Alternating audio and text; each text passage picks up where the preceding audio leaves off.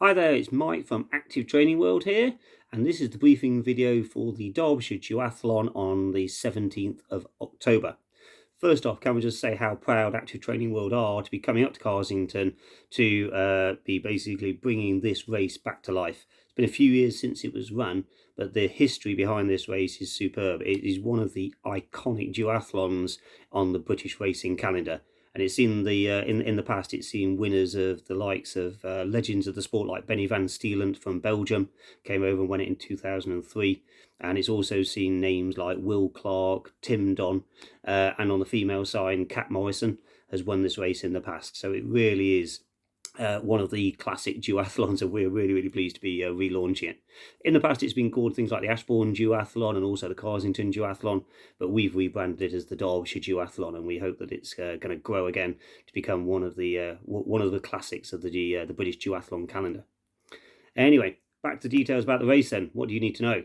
Well, yeah, you should all have received your final race information. Please make sure you've read all the way through that. It's got lots of information in there for you, and I'll be covering off some of it here as well. Registration will be open from 6:30 in the morning until 8 o'clock. The car park will be open from 6:30 as well. The car park we're using is at the Visitors Centre for Carsington. The address for that is in the final details, so please have a look in there. Transition will also be open from 6:30. Okay, and when you get to registration, you're going to turn up. You're going to park your car, obviously. Turn up to registration, and when you get to registration, you're basically going to give your name that you've entered with, and in return we'll provide you with 2 race numbers. One needs to be worn on the front for the run leg and on the back for the bike leg.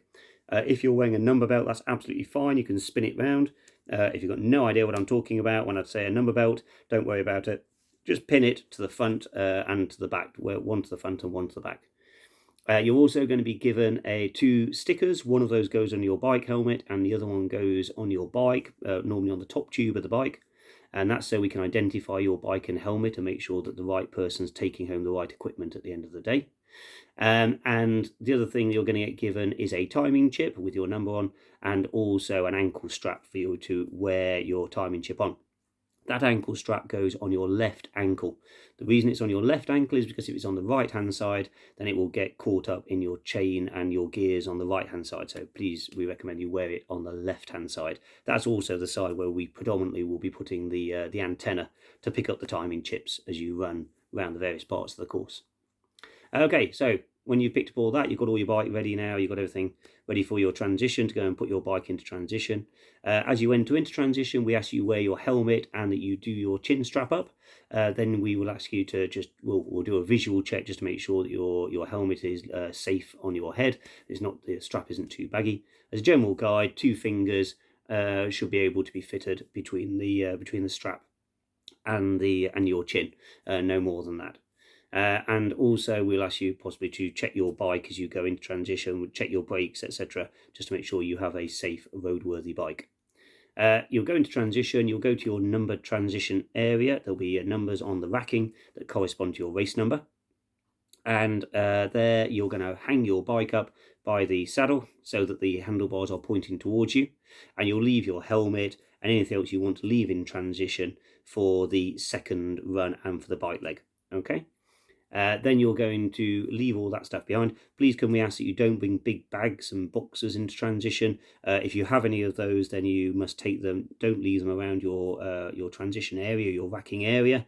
You must put them to the side of the transition area. We'll have like an excess baggage area. We don't want to clutter up the transition area. It makes it all look very messy and can get in everyone's way. Please don't bring any valuables into the transition area as well. Active Training World cannot be responsible for your valuables, any valuables left in there. We're very close to the car park. We recommend leaving those in your car. So the start itself is going to be for 8 AM for the standard and 8:15 for the sprint.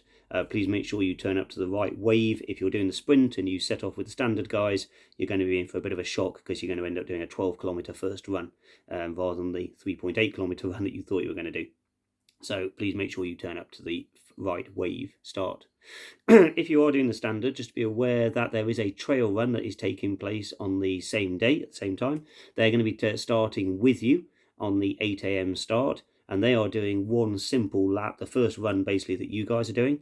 But when they get to the end, you're going to turn left into transition, start your bike leg. they will turn right into the finish line. So if you're running along and you suddenly see someone turning right into the finish line, don't be put off. That's because they're doing the trail run, not the duathlon. Okay.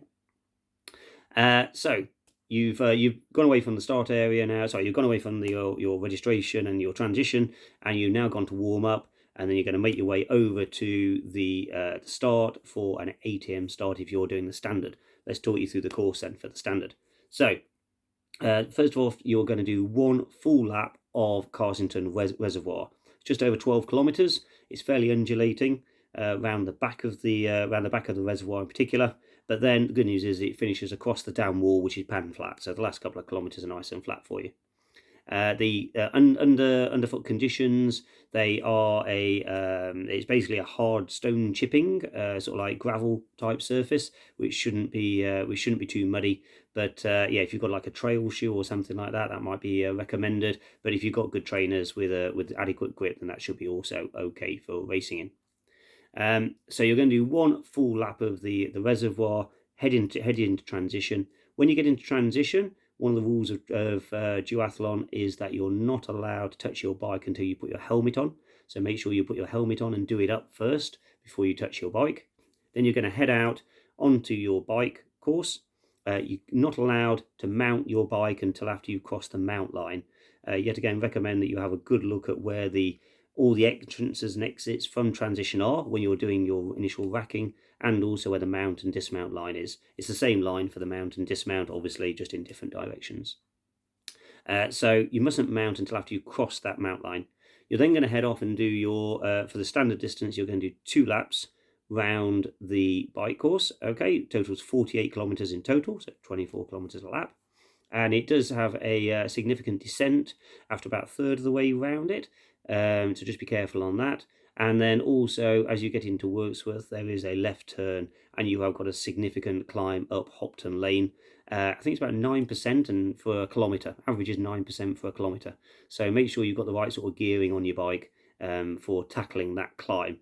I know the old course used to go up to Middleton Top, but now there's traffic lights in place at the top of Middleton Top, permanent traffic lights. So we've changed the course. You now turn left in Wirksworth and you go up Hopton Lane instead, which some might say is a bit more challenging than the Middleton Top climb. I think it's a little bit shorter, but probably a bit more challenging. Okay, so you've done your 2 laps on the bike. Then you're going to head back on. After you come around after 1 lap, there'll be a sign saying second lap for the standard straight on. So you'll go straight past the entrance and tackle the second lap. When you completed your 2 laps, you'll then turn in to the sailing club entrance of Carsington Reservoir, which is the same place where you came out. Okay, you must dismount. You'll stop your bike and dismount before you get to the dismount line, and then run with your bike into transition. And your second run is a straightforward run out and back across the dam. Okay, so it's the same run that the sprint guys are doing for their first run. I think it's 3.8 kilometres, something like that. And basically you run straight across the dam. There'll be a big turnaround, well-marked turnaround point at the end of the dam there. You'll turn around and then head back across the dam into the finish line, where you'll get your medal, okay, your well-earned medal, having completed this iconic race.